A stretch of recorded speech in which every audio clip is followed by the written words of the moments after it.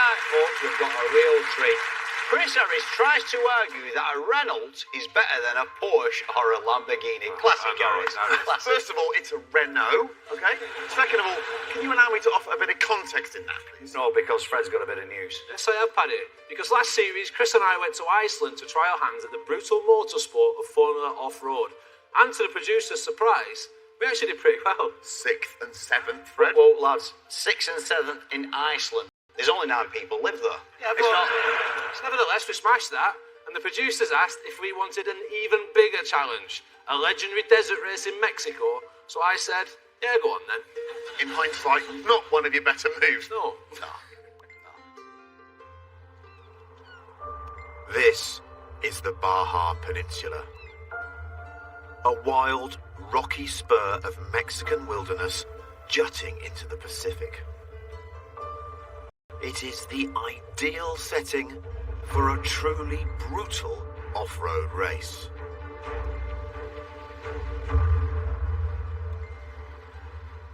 I can see you've gone really serious on me. You're starting to fret, aren't you? This is the Baja 1000, Fred. Yeah? We are in at the deepest of ends. Yeah, we're going round the desert in a buggy. This is going to be fun. This is going to be a laugh. We've done Formula Off-Road in Iceland. Yeah. It can't be any worse. Okay, Formula Off-Road Iceland is self-contained in a quarry pit. Yeah. You're never more than about 100 yards from someone with a fire extinguisher or to help you get out of a damaged car. Here, we could be 3 hours from anyone. Nearest rescue service, a vulture. Yeah, but you're focusing on the wrong things. You're overthinking it. I wasn't. The Baja 1000 has spent more than 50 years building a reputation as one of the toughest endurance races in motorsport.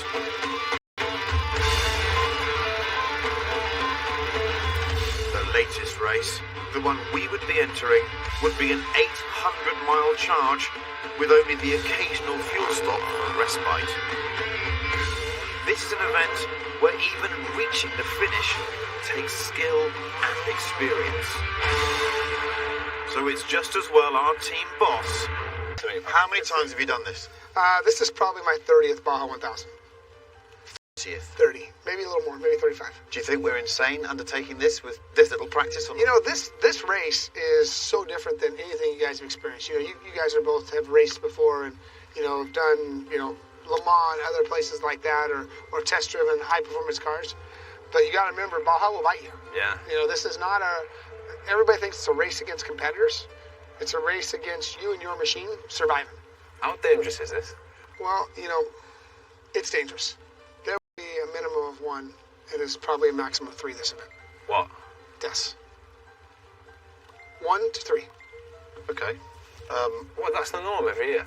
It is, and that's why you guys got to be really smart about the decisions you make. I was quite good about this a minute ago. We needed some time behind the wheel. And as we'd be racing in the hotly contested Pro UTV forced induction class, wow, Robbie had lined up a practice vehicle for us to get to grips with. It's got so much suspension, dude. Wow, I cannot believe what it'll do. God, you're going to love it, mate. Tell you what, that 24 hours, isn't it? We're going to get absolutely battered. Think it's time for you to have a go, my son. Since Harris had got us warmed up on the beach, next, I took us for a run on a section of the Baja course itself. You can't tell me how much I'm concentrating. Yeah, keep doing that, but as you get more used to it, you'll relax more. Big dip on the right there. Oh. Keep concentrating for now. Picking up the pace. Look at him, he's reading the road now.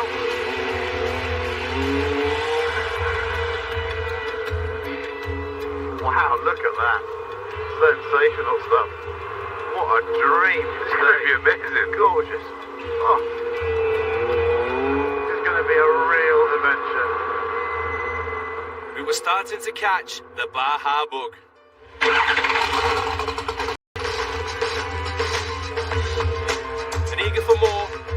practice, we headed over to the paddock to soak up the atmosphere and see what else was running in the 250-strong field. How cool is that look? I'm getting excited too. Look at this, Butcher. That is it. A classic bar. How cool does that look? How many are there in this series? There's the San Felipe 250, Yeah. the Baja 500, Yeah. the Baja 400, and the Baja 1000. So we've just come straight in at 1,000. Go big or go home. This is a full spec trophy truck. Yeah, full spec trophy truck. So you're trying to win this? Yeah. We're doing it for the first time. You're in for an adventure. Remember that if you do not respect this place, it's going to bite you in the butt in a hurry.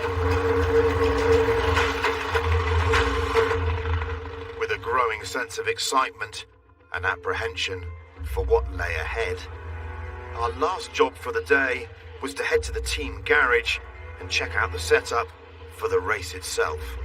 There's a lot going on here, Fred. Look at the scale of it. There's lots of everything. I can see our car. Where? Here. Look. Okay, this is more serious than the thing we've been testing in. First of all, suspension, Fred. Yeah. Much bigger dampers, more wheel travel, and this is longer. It's a longer wheelbase. That's the thing I noticed first up. That'll help, won't it? Miles better. It'll be more stable, it'll be a little bit lazier in the turns, Yeah. but it'll land better. It's an impressive machine. One of these finished 9th overall last year. Just as well then, that while Harris and I took turns in the driver's seat, we'd be getting help from a seriously experienced navigator. I'm Fred. Phil Conger. Hey Phil, nice to meet you. Hi, Bill. How many times have you done this? So, honestly, for me, this race is my first time doing the 1,000. But it's not a total rookie squad here. I've done the Dakar 3 times. You've done Dakar 3 times. Done Dakar 3 That is times. enough for me. So, and then I've also done the Baja Rally, the Sonora Rally, Cortez Rally, all that kind of stuff, and some other off-road races. So, Realistically, what are our chances of finishing? I think they're really good. It is racing. It is off-road racing, which is really hard. It's that freak little thing that no matter how much you prepare for, something just kind of jumps up and gets you. Those are the things we kind of worry about. We had a lot to think about. And with Bill's wisdom still ringing in our ears, all we could do now was rest up as best we could for the next day's race.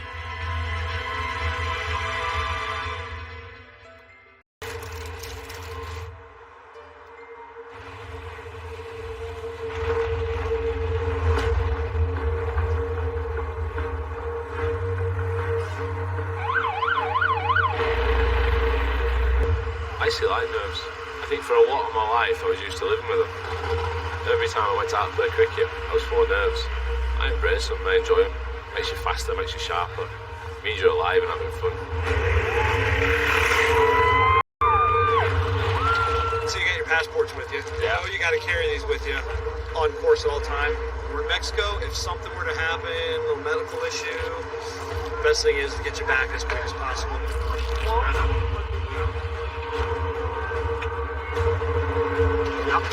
Cheers, man. Yeah, boss.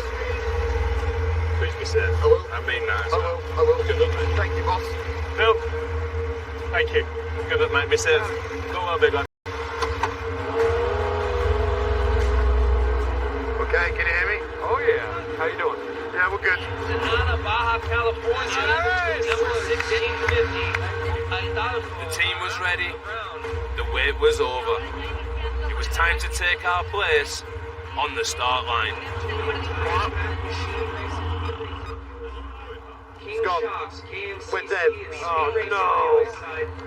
God damn. It's not the start we wanted. So, battery's gone flat, so we're going to miss our start position, but it's a 24-hour race, boss. I can't get stressed. It's going to have to go when we go. With the car jump started, our hope was that once up and running, it'd keep itself charged. 4, 3, 2, 1, go! Go, Chris! 7 out of London, this is Chris Harris. We've started the Baja 1000. The race began with a staggered parade start, a short drive to the edge of town where we joined the queue waiting to cross the first timing gate.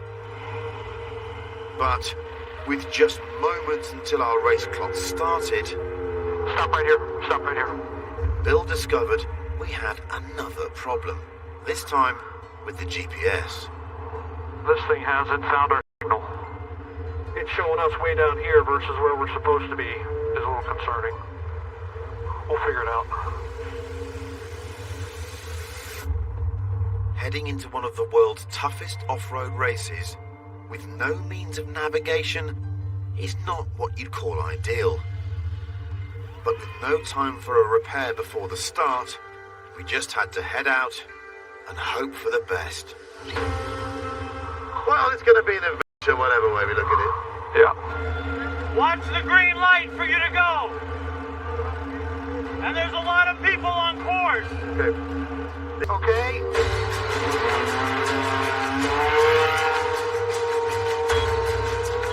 Our Baja had begun.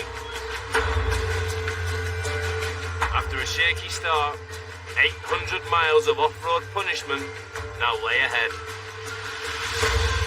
The plan was to run the race as a relay, changing drivers and running repairs at pre-agreed checkpoints, all the way to the finish. And with Harris now taking the first 70-mile stint to settle us into the race, I was shortcutting ahead by road to wait for my turn to take the wheel. When Chris gets going, he's going to go. I could see it in him. I think we're hoping it's going to take him about 2.5 hours or so. So he's going to be giving it.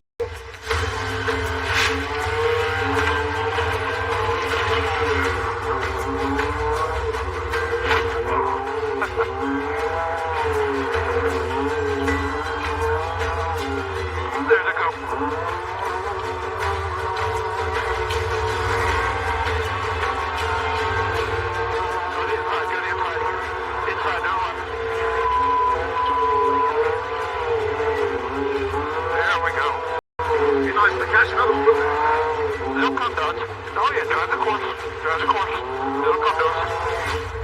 Chris has wanted to do this for so long, and he's spoken about that. But that brings an extra sense of responsibility for me to get my legs of the race done and get round and make sure that Chris finishes the race.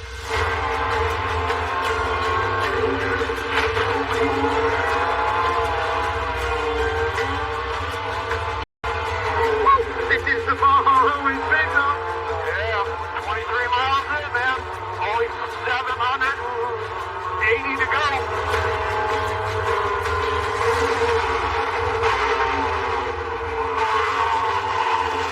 That does not sound good. All gone. See about reverse? No, there's nothing, mate, and we're in a bad place here. Yeah. What do we do? Oh, dearie me. Shut it off. It's just a belt. Shut it off. And all the good work we've done overtaking everyone, we lose all of that.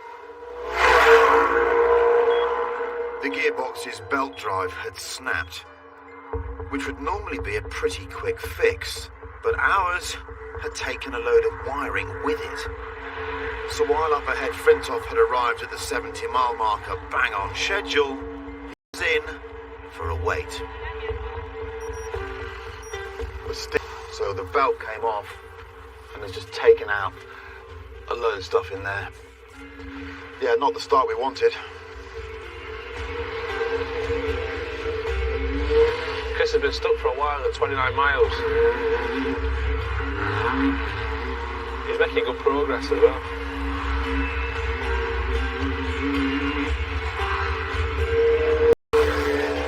As time ticked away, all I could do was stay rested for the drive ahead.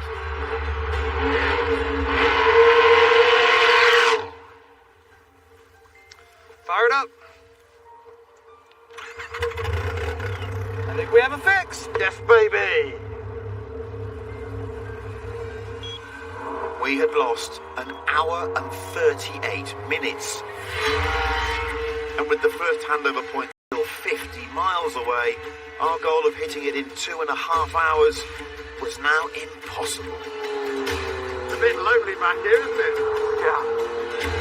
With a lot of ground to make up, though, I soon discovered that falling that far behind in the Baja throws up a whole new set of challenges. Look at this. Yeah, they're all leaving. The big race has come through. So I can't come up now. It's so far behind, all the spectators are leaving. So there's like RVs in the middle of the road.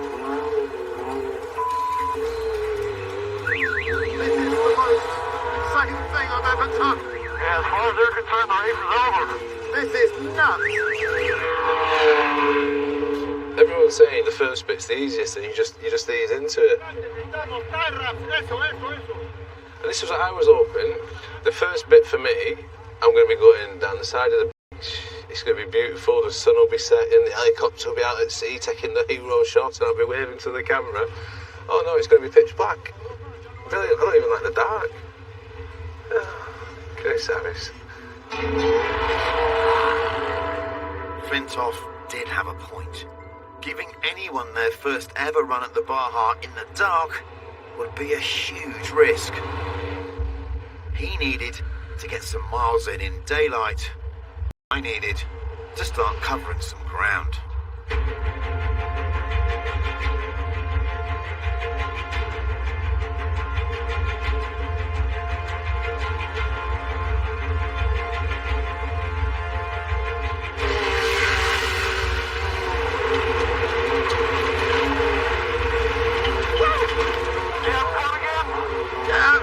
Finally doing some driving. Yeah, man, you're getting after it. 70 miles. Any word on him?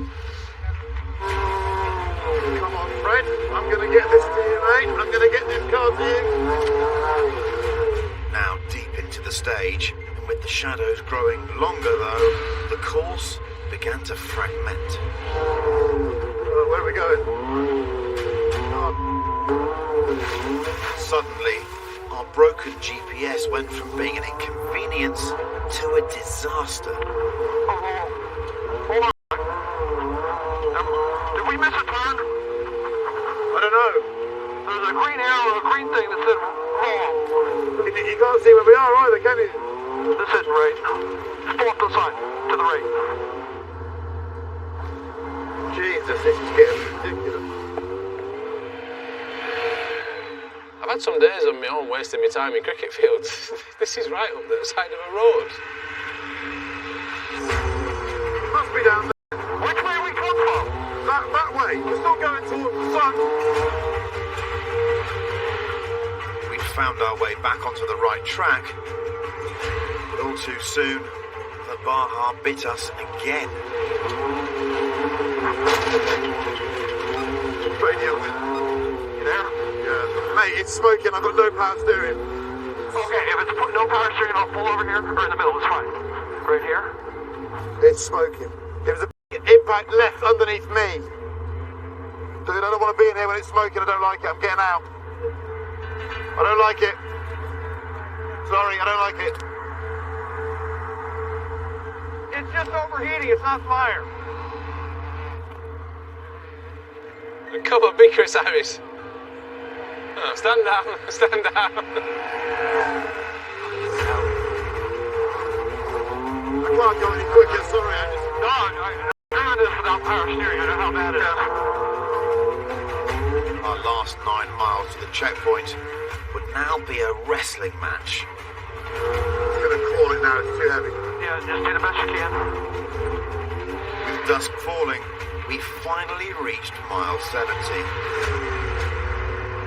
It was time to take a proper look at the damage. Speed support, you copy, 2297, approaching the road. Hang on, I can hear a car. Surely not. Surely not. He's here, come on, Harris. That's great work, mate. Thank you very much.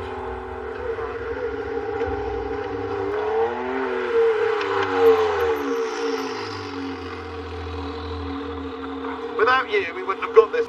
Right, Fred, let me get out. I'd take your balaclava off. You're not going anywhere. while. Really? Yeah.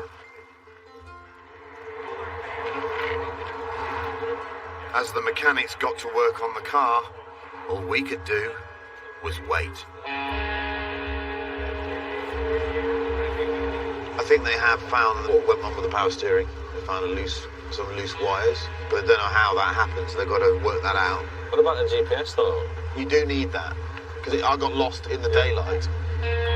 Our race was slipping away.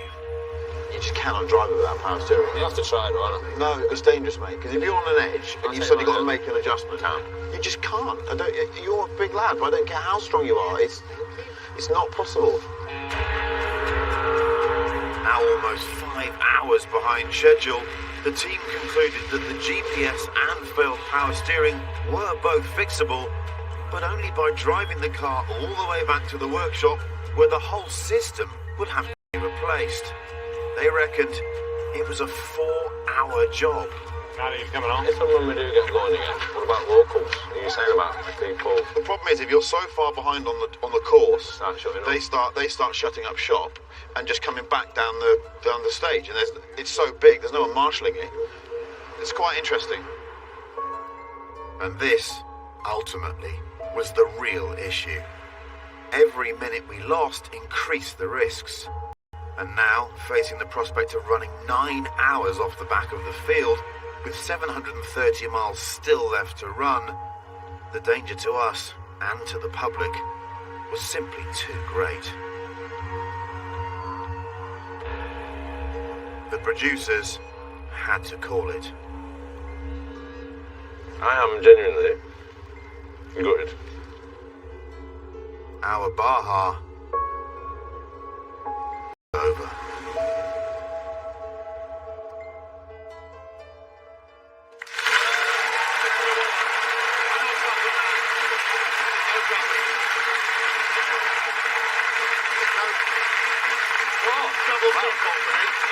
Double team. You didn't quite manage the Baja 1000, but congratulations, you did complete the Baja 70. Fantastic. Yeah. Cheap shot, Paddy. Look, we desperately wanted to finish the race, but the vehicle let us down. Within 70 miles, we had no power steering. We basically had no GPS, which is quite difficult when you're trying to navigate 1,000 miles around Mexico, and we were out before we started, really. It was awful. Will you stop saying we, please? So I never even got a chance to drive it with you. we in a proper car. Yeah, we are not done with Baja, are we, friend? No chance. I want to go back. Good luck with that, you two. Moving on. Just occasionally on Top Gear, we get accused of not featuring enough real-world cars. You know, the cars people actually buy. And that is completely and utterly, well, it's actually true. It's quite true. So Chris Harris is here to put things right. I am indeed, Patrick.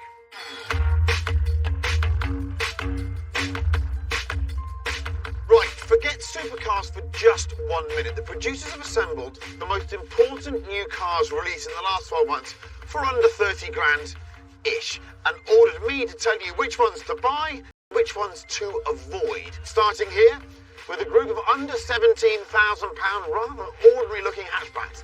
Let me give you the Skoda Scala. Worthy, but oh so dull. You can do more. I know it's spacious and it's quite nicely built, but come on. Skodas used to be funky and interesting. Here we go. The Vauxhall Corsa. Would you believe it? Underneath, it's the identical car to that Peugeot. But Peugeot actually employed a designer to make it look nice, whereas this, it still looks a bit driving school, doesn't it? So for me, the 208 of those two is the one to have. And also, this is the best looking small car for years, and a resurrection of a great Peugeot driver's car. Fantastic. The Renault Clio, well, this is the new one. Looks like the last one, but the interior is now bang on, and it's comfortable. But who wants a mature Renault Clio? Not me. Moving on, sub 19 grand. Let's start with this one here, the Skoda Kamiq. Another slightly unnecessary crossover-y hatchbacky thing. However, look at this. Come under here, boys and girls. See that there where you fill your washer fluid up? You know it gets splashes everywhere. If you do this, it creates a nice little cup for your washer fluid to go in, and it's soft rubbery plastic. Lovely touch. Also, round here, open the driver's door and boom, an integrated brolly. The only other car that has that is a Rolls Royce. Moving across. Duke. This thing is responsible for the entire small crossover breed. They're like rats, so this thing should be annihilated. It's better than the last one, still hateful. This here is the MGHS. That doesn't stand for high speed. An exclusive motor car because no one else will be silly enough to buy one. Here we go. The Volkswagen T-Cross convinces you it's a really good everyday car until you realise you can just have a Golf and not look as much of a wally. Moving on. Sub £24,000. At my age, that seems like an awful lot of money. If you told me a Toyota Corolla would be 24 grand, I'd have laughed at you, but it is. Do you know what? Groany, and it has a CVT gearbox. Those are the ones that make your car sound like a cow that's giving birth, you know? Here we go. This is the Mazda 3. Mazda is on point with its styling at the moment.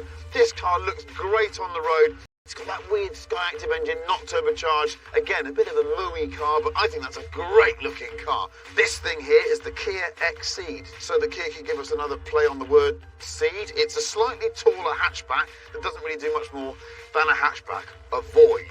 Mazda again with another great looking car, this time the CX-30. It's kind of taller crossover-y thing, which reminds us that you should really buy the Mazda 3. Now, all of these are over 24,000, some of them quite a bit more. Let's start with the new BMW 1 Series, endorsing their new styling philosophy. Make a car a bit ordinary looking and then slap a massive pair of butt cheeks on the front. Don't do it. Underneath, it's actually just a Mini.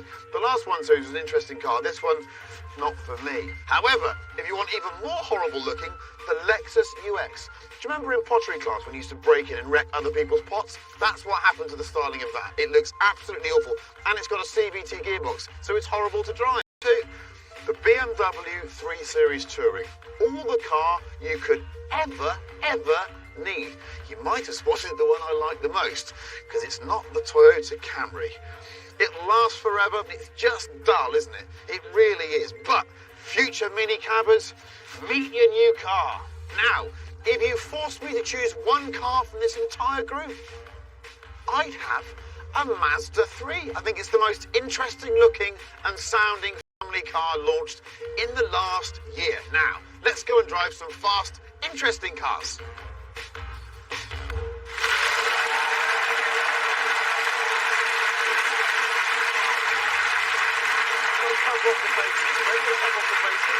I am always impressed with your top quality scurrying. You scurry with the best of them. Oh, when it comes to scurrying, I reckon he is the best. You're like a little mouse who knows just a bit too much about cars. You lend me those teeth, I could be a rat.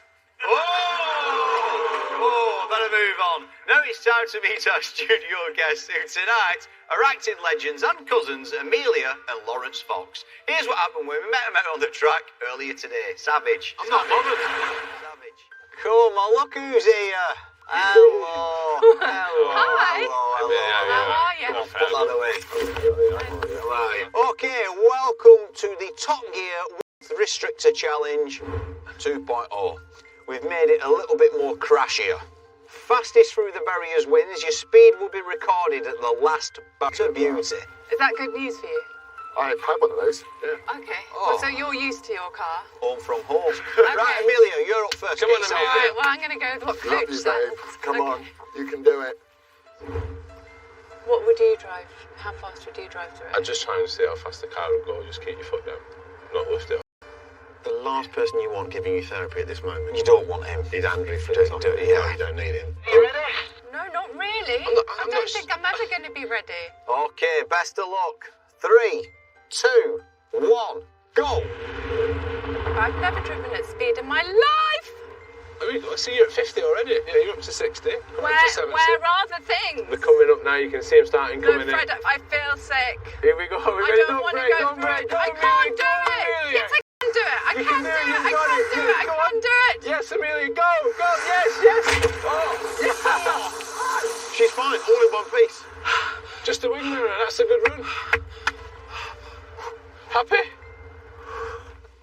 Oh dear. That's okay. Oh dear. I think we can let you have that. Right, so entering the bollards, you went in at 54 miles per hour. All right. sorry. leaving the bollard, Mr. Harris. 46 miles No, I an hour. did not. You did. I slowed down. I think it was a little bump there. It might have just reaction. You've come off the accelerator a little bit. Fred. I'm so sorry. Right, okay, Lawrence. Boys, we're in. Get yourself in. Well, I don't think we need much build-up here. We're confident. We've determined our strategy, and I think either way it's going to be spectacular. Yeah. Are you ready? Best of luck, Lawrence. Here we go. 3, Go through at 30. 2, 1, go! Go. 2 hands on the wheel is what I ask. Oh, I can hear the engines. He's having a go. Speed update. 60. He's having a go. 80. We're going to hit 100. I think just stand back a little bit, everybody. And remember, just relax your shoulders. Relax the shoulders. It's coming up on us now. Cheeks to the left a bit. Cheeks to the left a bit. That's it. Oh, it's good. It's good. Oh! Oh! You've stayed flat from the top and you haven't even brushed it. Wow! Woo! Hey, I tell you what. Goodness. Yeah, know them. Lawrence. Amazing. Wow. Do you want the good news or the bad news? Oh, please, the good news. We've not hit anything. There can be bad news. Good. Well, the bad news was for me because I held the series record at this. It didn't even hit a pillar. That was unbelievable. You've gone through at 110 miles per hour. Sir, amazing work. Amazing work. Amazing work. Come on, let's go and get you a cup of tea and give you some loose change. Lad, 110. Nailed it. Love it. Please welcome to the sofa, Amelia and Lawrence Fox.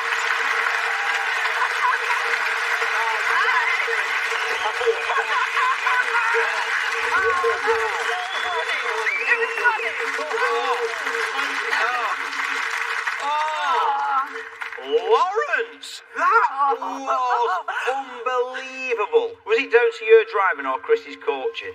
Chris's coaching. Wow. What was it? What, relax the shoulders. Yeah, well, he was going right to the shoulders, and I was like, what do you mean? It was terrifying. I've got to say, obviously, you spend a lot of time together. You're quite competitive. How would you describe each of us driving? How would you describe Lawrence's driving, Amelia? I don't know if I've driven with you. I've driven with you. You're usually driving because I'm on the old sauce. Oh, yeah. No, I'll always Relationship made in heaven. What about Amelia's driving? I mean, really boring. She would just let the whole world go. No, to you. No, you must overtake. Would you like this parking space? No, I don't need it. You go. Fair enough. Right, car history. There's 2 lists here. One is very, very short. Yeah. One's very, very long. Amelia, what was your first car? Mine was a VW Golf that I bought with my first wages from my first proper job. I was so proud of it, and it lasted me for 16 years. Same car. Wow. Same car. How many miles in 16 years? Oh, I don't know about things like that. Really? I never checked that bit of it. It just ran out of, being able to drive. It just died. It just died. Did it? Yeah. Oh, how sad. Your list of cars is long, and some weakness for me in there is lovely. You love Jaguars, don't you? I do love a Jag, yeah. Old, ropey, slightly smoky Jag. Like me. Old, ropey, and So slightly which have you had? XJ6? I've had XJ6, XJ8, XKR, XKRS, XFR. Did you have any problems with the XKR? I got one delivered when I was younger. Your and one it broke? broke down within 5 minutes, straight back. I was in the passenger seat, fortunately, and I was touring, and I fell asleep, and my mate who was touring with me was driving, and I woke up, and I looked across, and he was doing 160 or 155, and I went, dude, you're going 100, which is quite scary. So if someone's going 160 without realising it, don't tell them. What about you, Amelia? Have you had any crashes? Again, one of my first jobs, I couldn't drive. I hadn't passed my driving test, and they gave me some stunt driving lessons and then put some contact lenses in my eyes so I couldn't really see. Put me on a road which was wet and leaves had fallen on a private road, and then said drive as fast as you can. So I drove as fast as I could, and then turned the corner, but hadn't thought about braking beforehand, and so just careered towards a tree. Turned at the last moment, flipped the car into a ditch. It's easily done, that. Yeah. Lawrence, you love your bikes, don't you? You love your bike. Tell me about some of the bikes you've had over the years. I started off with a really nice CB125. I had a 1098S, which I loved, and now I'm on an R1.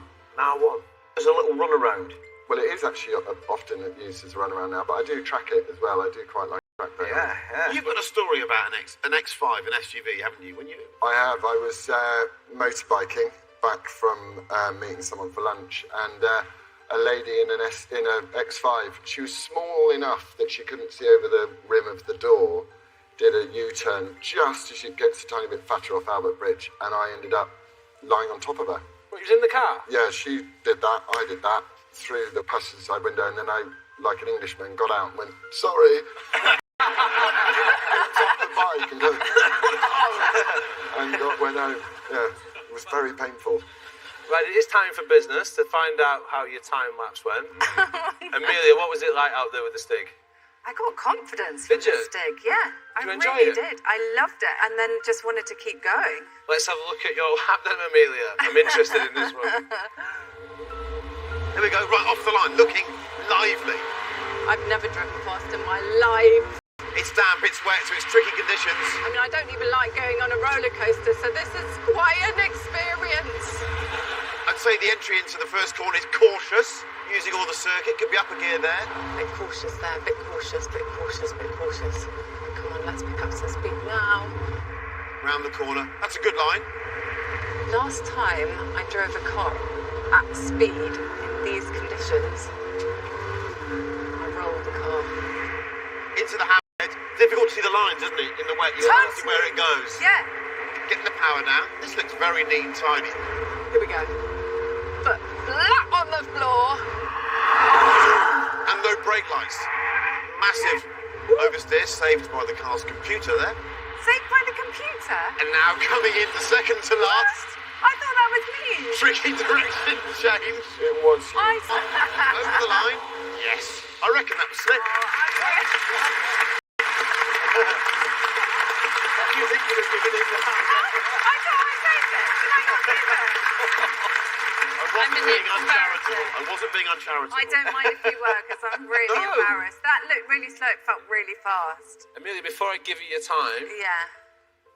where do you think you... I know where I am. I'm right there, down the bottom I don't think here. you There's are. a little space there. It's not a little Mine space. I don't think you are. Amelia, I don't know if you're going to be happy or sad with this. I'm just happy to have been on the show, guys. That's quite handy, that. It's a wet time. It's a wet time. Amelia, I can tell you, you went round our track in... Oh, don't. It's so embarrassing. 2 minutes. Sorry. I'm so sorry. 1 second, 0.9, and you've got a W for the wet, but Amelia... Oh, thanks so much.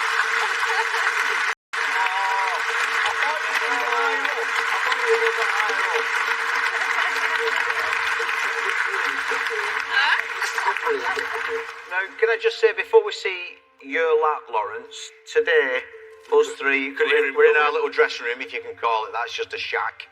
And we were having a cup of tea, and we could hear your lap, and we actually said, this sounds fast. I mean, we could hear you screeching and braking and everything else, so looking forward to this one. Who wants to see Lawrence's lap? Let's have a look.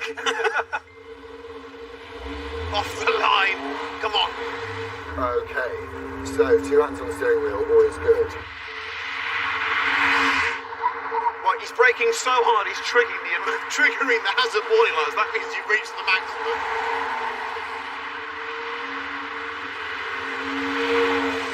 Okay, brake. Did you find it tricky to find the line? Those white lines you can't see when it's wet. It's much more difficult. Oh, look at the back end dancing around. Nice little drift, baby. Nice little drift. That's a great line in there. This is fast. In these conditions. Is there one corner you haven't done a massive slide on? using all the power. Right, we're going to get this. This is a good lap. You can't go through there much quicker in this weather. Through the tyre wall now. Let's have a look for this. Commitment. We're looking for commitment. Come on, Lars. Let's get through here. God, that was fast. I think I might have just broken something. In fact, I'm fairly confident. Keyest entry point on the circuit, second to last. You are not lacking a pair of spuds, are you? Look at this. Slippery, slippery, and over the line. Oh.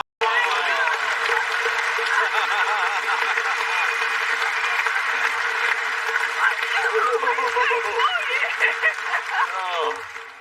Lawrence, where do you think we're looking? If I was up close to McAvoy, I'd be happy. McAvoy, where's McAvoy? He's 147 something. 147. Not seen anything quicker in the wet for a long time, visually. Really? If that was in the dry, we'd have to put the time on the roof, I reckon. That was impressive. Lawrence Fox, I can tell you, you did it in 1 minute, 45. Yes, get it! 0.6. Just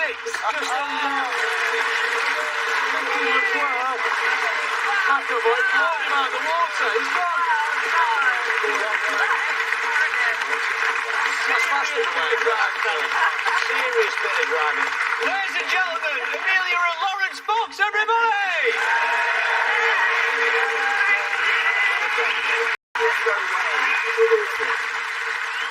Right, time for a review of one of the most important performance cars of the year.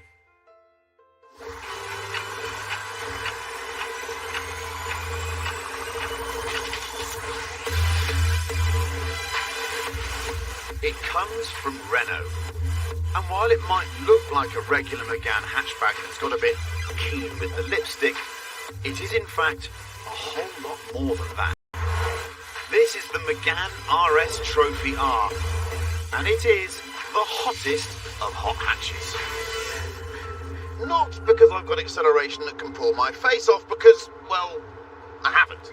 What I have got is a 300 horsepower turbocharged 4-cylinder engine, top speed 163, 0 to 60, 5.5 seconds. So it's impressive, but nothing like as fast as the quick Germans. No, the reason why this is the hottest of hot hatches is it can do this.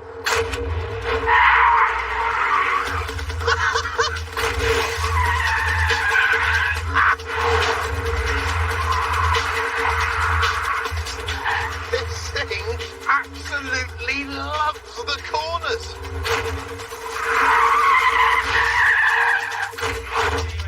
Turning is superb, even in the wet. It's bonkers. It's like a little touring car. The regular Megane's a bit so-so, but this thing is a little monster. This remarkable transformation is down to a crash diet. The wheels are carbon fibre, saving 16 kilos. The bonnet is carbon fibre, saving 8 kilos. There's thinner glass, saving another kilo. And the rear seats have gone, making this perhaps the only hatchback with dedicated doors for your shopping. They've even used the smaller sat-nav screen from lesser Meganes to save 250 grams. All in, they've saved 130 kilograms over the standard Megane RS. That is Christian Bale levels of dedication to the role.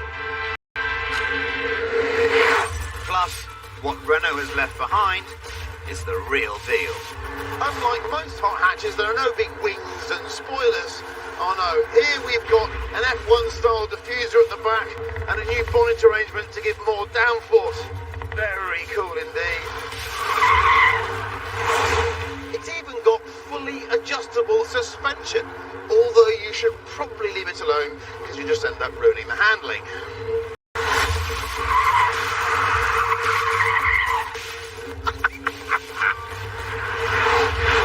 And then there are the brakes. Massive carbon ceramic rotors up front, and they are just immense. They're savage.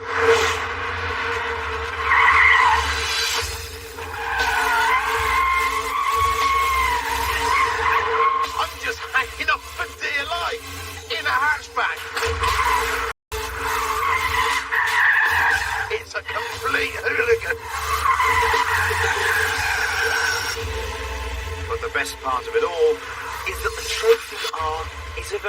traditional.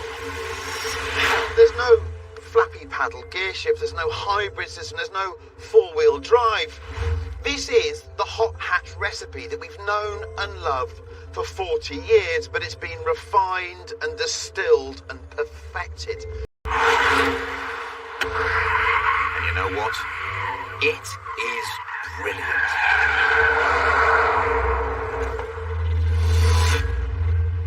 Now, such brilliance doesn't come cheap. Those carbon wheels, £12,000. And the carbon ceramic brakes behind them, £9,000. All in, this car, £72,000. Now, viewed as a hot hatch, that's a lot of money, but judged purely as a driving experience, honestly, it's not bad value. Because this is up there with the best from loan, just for a couple of minutes to do a serious car review. 70 grand for that? 72, actually. All right, 72 grand for a Renault Megane. Yeah. You know what else you can buy for that money? Well, I'm guessing you're going to say a Cayman GT4. Yeah. 4 cylinders, 6 cylinders, 300 brake horsepower, over 400, front wheel drive, rear wheel drive, a family hatchback with back seats ripped out, a sports car, 2-seater, proper. Have you finished? No, I'm only just getting started, Chris, but you can have a word. This thing has got all the trick bits and some more on it. But one of the brags is it's time-bound the Nürburgring. What is it, 7 minutes 40? This does it 12 seconds faster. Mate, if you judge your life purely on laps... Here we go. Paddy McGuinness in an old Lamborghini. It wasn't if it was when, wasn't it? Did you get that when you bought the nail bar? Ciao. Who'd have thought it? 70 grand gets you a second-hand Lamborghini Gallardo. So what you're saying is Lamborghinis depreciate a lot, and they don't age with much dignity. Wait, what are you saying? I'm saying you could buy a new car with a 3-year warranty that could pound round a track all day long, or you can mess about in a convertible Lamborghini that'll probably break down and cost you an absolute fortune. What are you doing? I've heard that the all mouth and no trousers. 500 brake horse, V10 engine. These are what is known as all trousers with a pair of trousers over the top. There's only one way to find out, isn't there? Drag race. Oh. Yeah?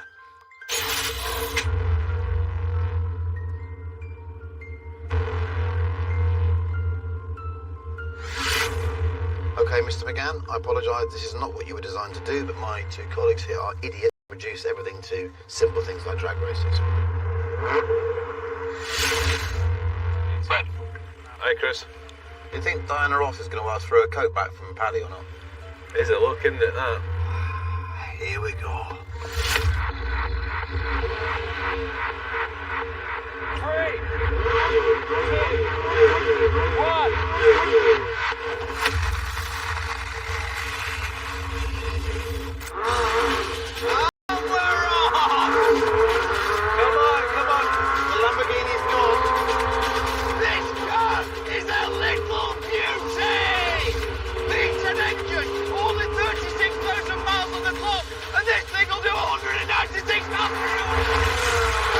That Lamborghini is not getting away.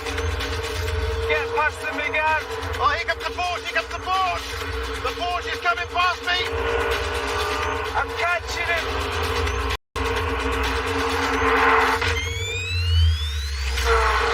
Oh, it's much closer than I thought it was going to be. There is glory in a 300 horsepower hatchback being so close to these two. Well, it wasn't, was it? But it was. You're about 5 car lengths back. Well, less than 4. What are your wheels made of? Carbon fibre. Carbon fibre. Impressive. To make them good on a track, not in a drag race. Dear me, sorry. You see, it's a track car now. It is. So, my old Italian Lamborghini has just beaten you a brand new track car. In a straight line. I've got a Lambo, but the bigger one, the Murcielago, it is an expensive hobby. The man's one rather than the boy's one. Yeah, I tell you what, they're expensive. Watch this. Here we go. I'm going to give a mechanic a ring about it. Do you want me to translate Italian or anything? Amazing. By Audi, you big fraud. Yeah, listen. Dear. I'm phoning Neil up at Lamborghini. Neil at Lamborghini. Of course it's Neil. Neil. He's from Rin. Good afternoon, Neil speaking. Hello, Neil. My name's Paddy McGuinness. No likey, no likey. I've got a Lamborghini Gallardo, and I'm terrible at parking. I've reversed it into a bollard. How much are we talking to get that fixed? If you're replacing the whole bumper, you're looking at about £5 plus the VAT. £5 plus VAT, that's 20%. The other news is, I think my clutch is going out. If I want to change my clutch on it, what am I looking at? With the clutch, you're looking at about £3,500 plus the VAT, all parts and labour. So I'm looking at 10 grand to get my car fixed. 10 grand. 10 grand to get your car fixed. Thanks for that, Neil. Thank you. Bye-bye. Clutch, what was it? 3 grand? £3.5 plus VAT. Well, that's cheap. Is For it? a car like that. For a car like that. It's a clutch, not a gearbox. But it's also the servicing on them. Every 3 years, you've got to do a £7.5 service. They take it apart. Not disputing that. What I'm saying is, at £70,000, I think if you just look at them 2 cars, you're going to pick that all day long, aren't you? Young kids don't have a picture of that on the bedroom wall. They have a picture of that. I did. Well, why? It's only just come out. I had all back in time. Have you finished? I think we need another challenge, boys. Oh, he's doing his thing again. What we're doing? He's doing his thing again where he didn't win, so we have another challenge. The Top Gear North Loop Handling Challenge. Oh, the North Loop. Okay. All right. I'm going to bung in a couple of chicanes, adding a bit of spice. All right. And then we'll see which vehicle has the best total performance. When are you bunging in a couple of chicanes? Some cones over there. I will go and assemble them now.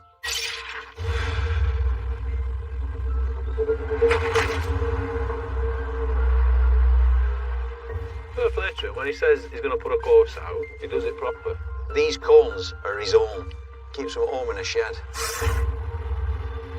The main event, this one. 1 lap. Winner takes all. You're excited by this one, aren't you? I am. You really Shall are. I show you how it's done? Go on then. Yes.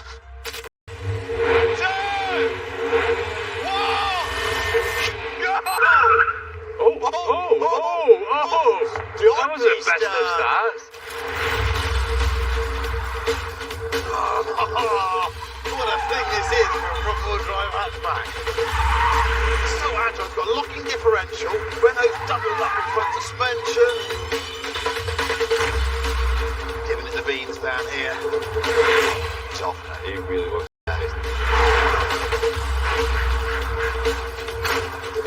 Brakes are superb, so much bite in them. Oh, it's a bit of a rough section here.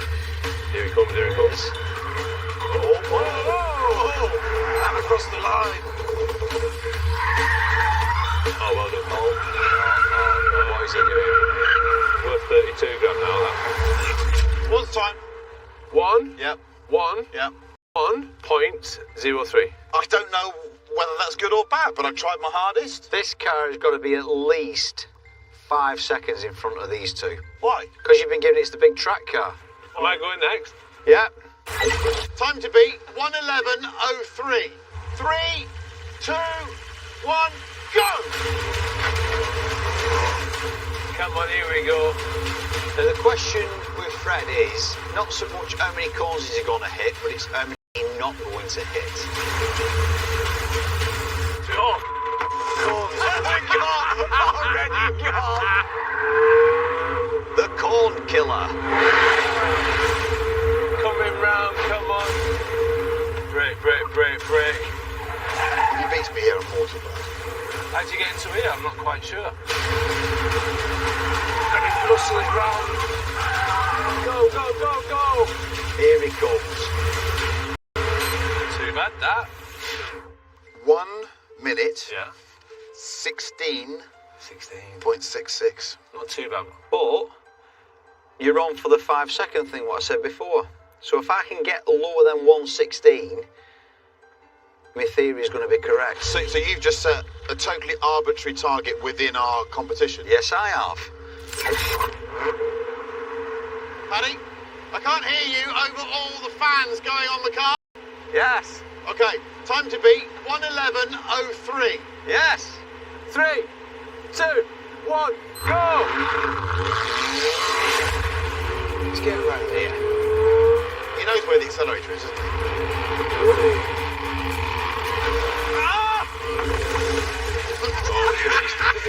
Did it? He's got 2 under the front. World's gone mad!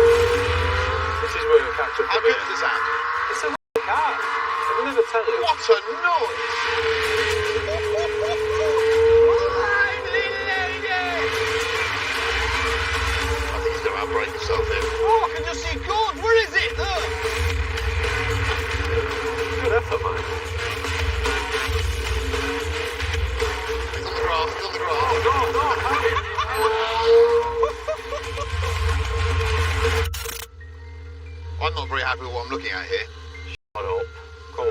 What is it? What do you think you got?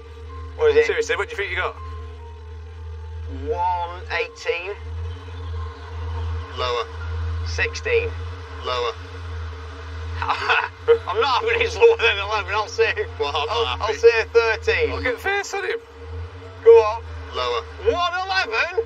Points. No, it was 118. Hey! I'm in 5 seconds, Anna! Oh, No, you're not. 5 seconds. 5-second rule. Well done. Well done. But listen, it's not about that, is it? But a McGann's beating a Lamborghini. There you go. Headline. Didn't beat it in a straight line, though, did it? Headline. Beat it in a straight line. McGann. In fact, that and the Porsche didn't beat that in a straight line. But anyhow, sports cars are all about posing. They're all about being stylish. So let's put it to the social media audience. I reckon we'd each take a picture of our cars. No comments, no nothing. Just take a picture, post it on your Instagram page. Whoever gets the most likes wins. Whose Instagram account? You put it on yours, you put it on his, and You've got about 3 times as many followers as I have. Yeah, but yours are all like, whoa, petrol heads, whoa, yeah, that's good, whoa, hot hatch, 70 grand. Dearie me. Anyhow, best of luck, chaps. Best of luck, Pat. Here we go. Chris. Right, where's my phone? Right. Wow. We're not to be live. Okay. So, let's see who got the most likes on Instagram. Chris, start with you. Let's have a look what picture you posted. Look at that. Classic hot hatchback shot. 3 wheels. Perfect. But that's not Dunsfold, that's Portimao. A completely different track. All right. Okay. Well, let's have a look how many likes he got. Boom! Look at that. 9,900. Not bad for a hatchback. Not bad. Not bad. That right, Fred. Yeah. Your turn. Let's have a look what you put up. Oh dear God. Oh dear God.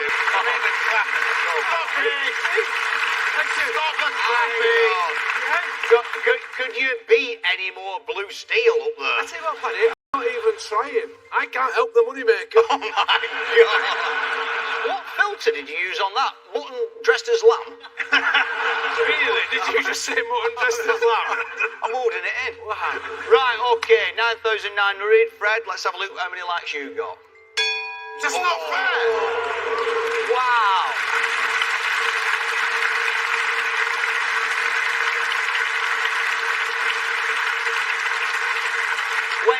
$24,614, which shows you just what you can do with a professional makeup team, a photographer, and a begging letter on Twitter. It's amazing what you can achieve. Do you know what it is? I don't post much on social media. I just post what people want. No one wants that, Fred. Only 24,500 people. Oh, that's fair enough, yeah, but they're all in prison. Right. So, Fred's in the lead, but I'm pulling at the big guns with a Lambo. Have a look at my picture. Oh! Chris, what are you doing? I'm twerking. Let me get this straight, Paddy. You thought the best way to get likes on social media was posting a picture of Chris squatting. That's terrible. On hindsight, I think you're right. I think it's a good image. I like it. Right, well, I'm pinning me hopes on you here, Chris. Let's have a look how many likes you got. Oh, dear God. Oh, dear God in heaven. 5,603. More than I thought. The curse of Harris strikes again. That's all for tonight's show. Next week we head to Yorkshire in sports cars and Chris tests a record-breaking electric racer. See you then. Good night. Premier League action tomorrow is Chelsea v Manchester United. Join 5 Live on BBC Sounds for more. But next, home to some 130,000 bears, I won't mention the wolves. Who fancies a night out? It's Win the Wilderness. And Mark fears for his life is a risk as Pale Horse concludes drama from Agatha Christie over on BBC One.